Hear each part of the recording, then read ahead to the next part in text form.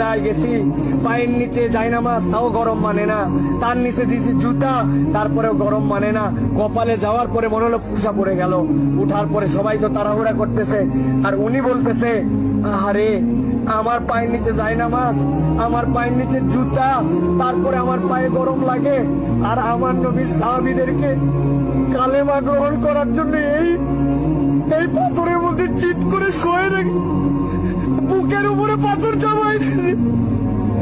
আমার নবীর সাহাবীদেরকে পাগলা উটের পিঠে বেঁধে এই মক্কার অলিগলিতে টেনে ইচ্ছড়ে বেড়াইছে।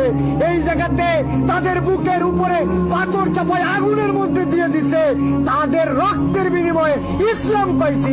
আজকে আমি 2 রাকাত নামাজে পায়ের গোড়ালি গরম হয়ে যাচ্ছে জন্য কষ্ট হয়, এসিটা একটু কম ঠান্ডা মারে জন্য কষ্ট হয়, আমার মাথার উপরে যদি একটুখানি সুন্দর ছাতা না থাকে কষ্ট হয়।